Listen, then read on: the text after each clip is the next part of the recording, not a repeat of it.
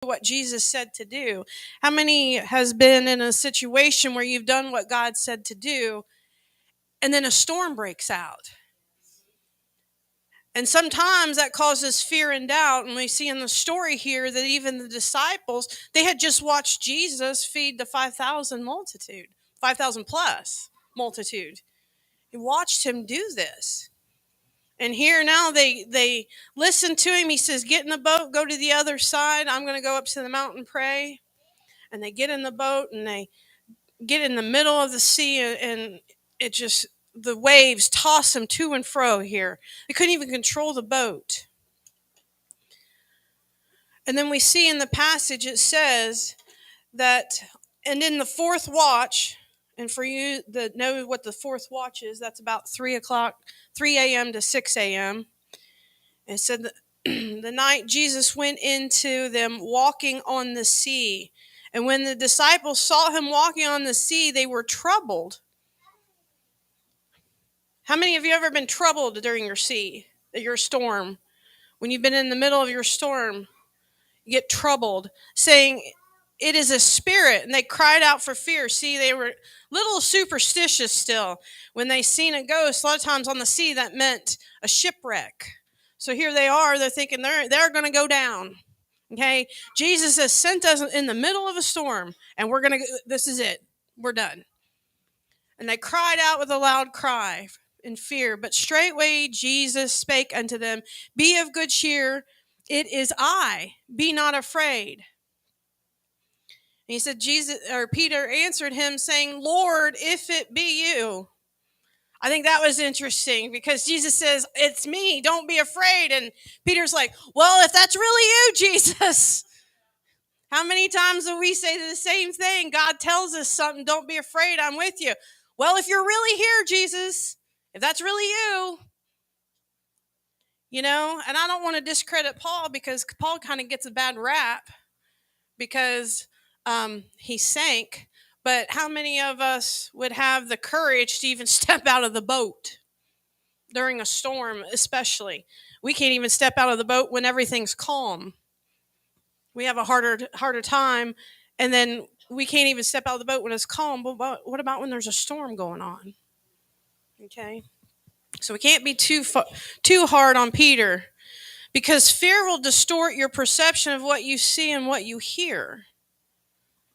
See, the disciples knew who the Lord was, but they were afraid and they doubted. So when he spoke, they didn't recognize him at first. He came in a form that they weren't used to seeing him in. How many of that God comes to you and the Lord comes to you in a way that you can't really tell if it's really him or not? And you start to question that. And Peter says, Lord, if it be you, tell me to come. And what does Jesus say? He says, come on out. Come on. And Peter steps out of the boat. Even after they said, don't be afraid that it was him, Peter questioned if that is you, Lord. But see, what I like about this contrary winds, this experience, more than any other experience that they had with the Lord, any other miracle that they experienced with the Lord, this was one that says, if you read on, that this one caused the disciples to know, it says, truly, you are the Son of God. And they began to worship him on the boat.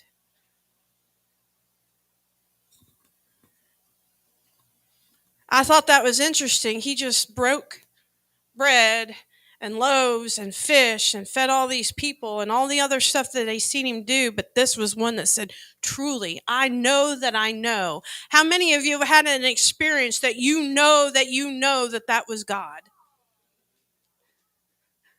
That your storm ceased because of God. And I think we've all had that experience that, that we trusted the Lord, but there was that one experience that we can always think back on, that I truly know that you are the Son of God, that you are with me. Peter was the only one with the courage to get out of the boat. How many of you would have been able to get out of the boat during a storm like that? I hope that I would, but I don't know that I would be. I'm not a good swimmer. So that's the first thing I would be thinking of. I probably wouldn't be on the boat to begin with. I'd be like, Jesus said, get on the boat. And I said, Lord, you know I can't swim.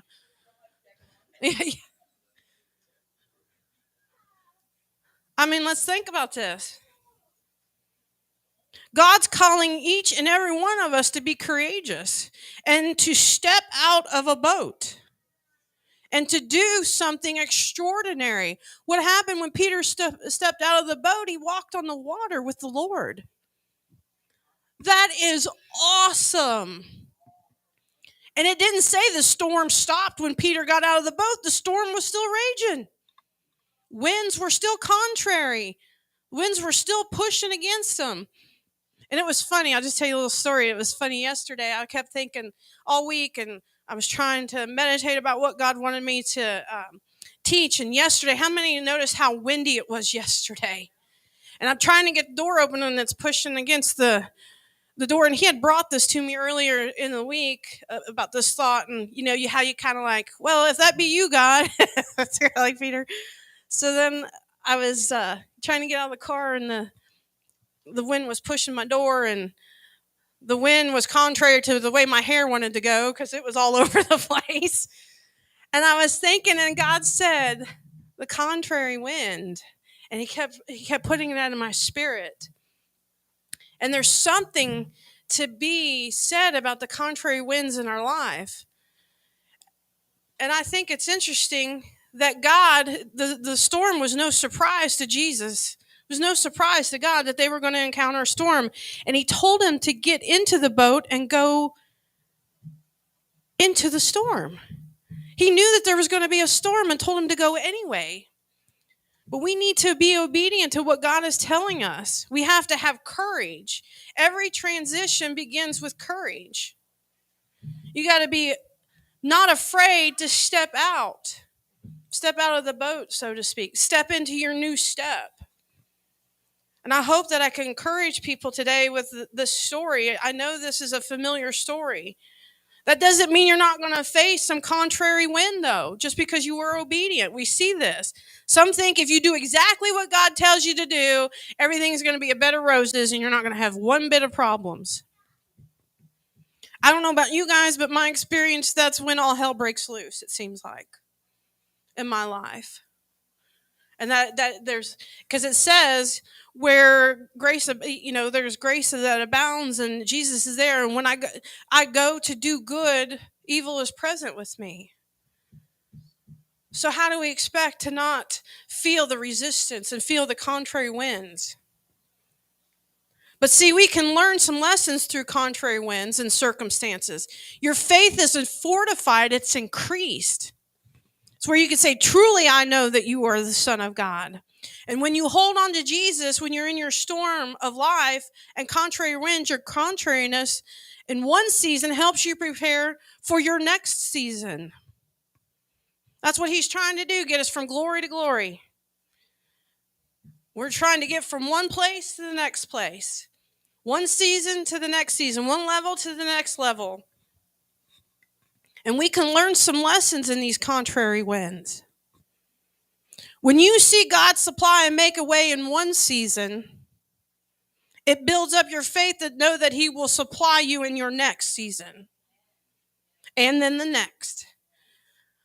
I mean, I think about that, when we first got married, man, we had some financial problems. Like it just, at one time we were eating ramen noodles and scrambled eggs, and it was like, didn't know if we're going to have gas money and laundry money. And then the list goes on and on and on. And God forbid if something broke down, how are we going to fix it? And I think about that. And it never worked on paper, but God always provided. We always had what we needed. We didn't go hungry. We didn't go without. And I think about that in that season of our life now, and I can probably speak for him that money doesn't even concern us now. Not that we're rich or anything else, but when the bills come and they're like, whoa, okay, that's a big one. Okay, God's got it. That part of our faith has been built. We don't worry about those things anymore. course, there's other areas that we need to work on, but that was one place that was built in that season. That faith was built in that season. When you experience God's provision back in one season, you trust Him, He'll take care of you right today in the season that you're in, and your next season, and your next season. So see, the contrary winds, there's lessons in them, and sometimes they're necessary. We know because of Him that we can handle our today because of the tough yesterday. He brought you out and prepared you through all the tough times in the past. How many has had tough times in the past? How many are going through tough times now? So the contrary winds of life mature us in our walk with the Lord.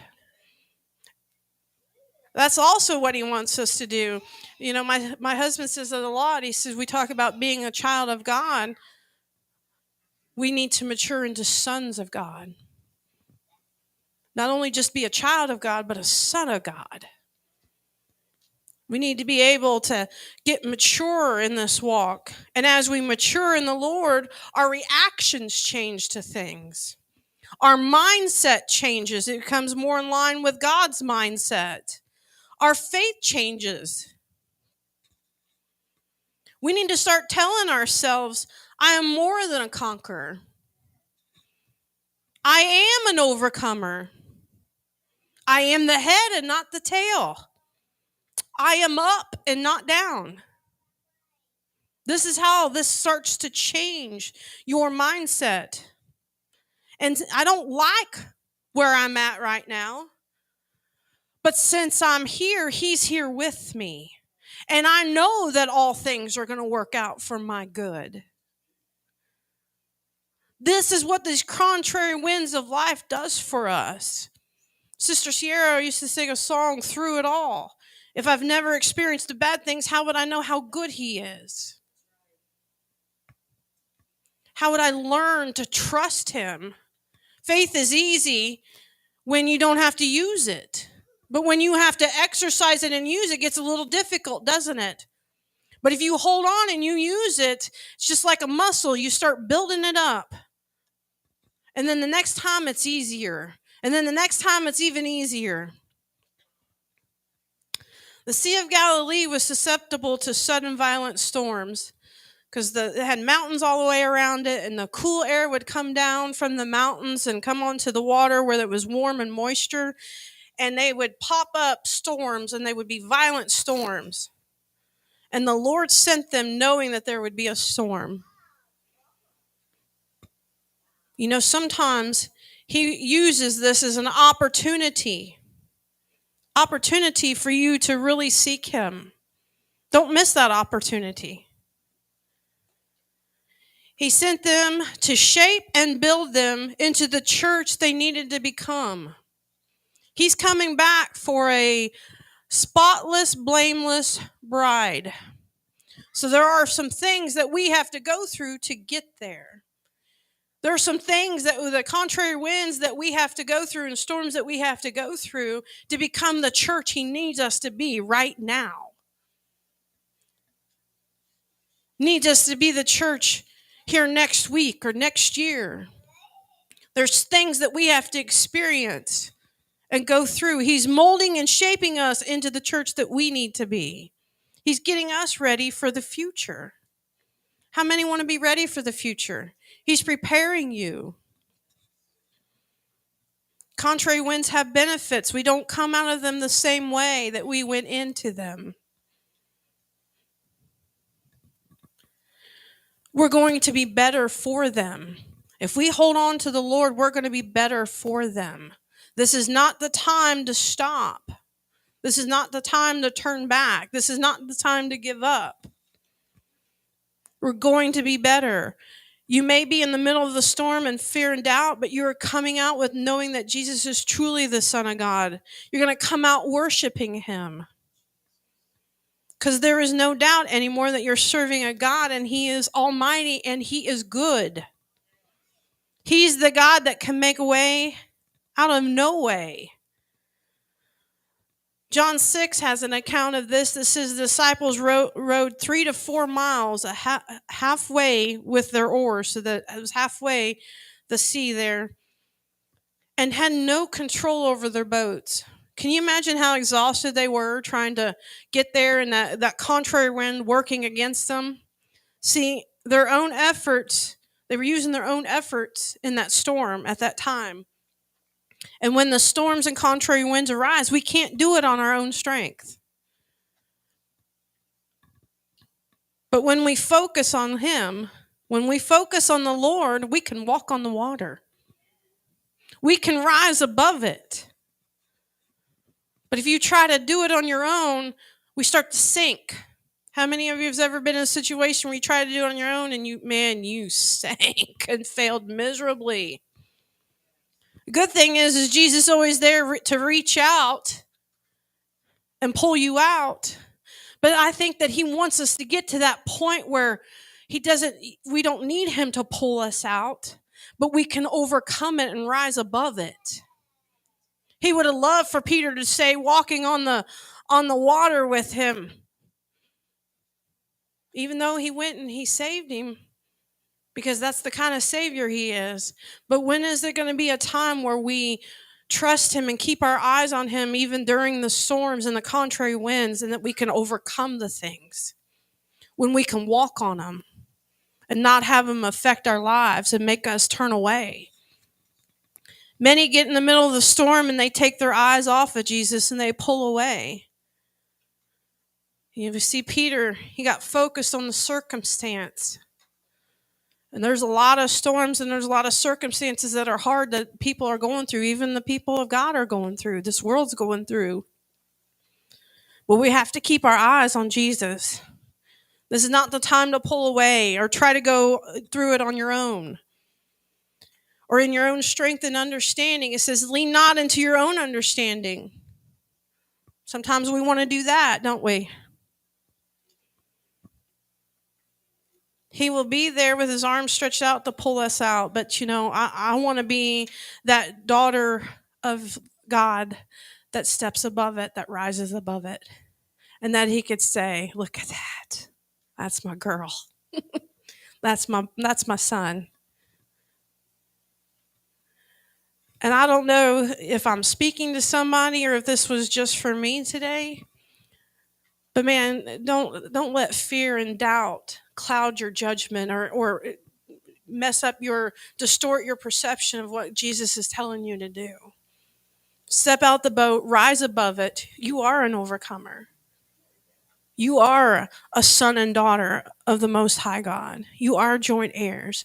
I can quote these scriptures to you over and over, but they don't mean anything unless you believe them, unless you walk in them. And the contrary winds that we face in life doesn't mean that that's over for us. That just means that there's another opportunity coming, and my next season's going to be better than this one. I'm going to go a little deeper in my trust in Him.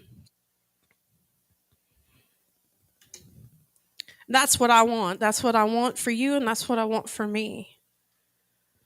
And that's really all I have this morning. I feel like it's short and simple.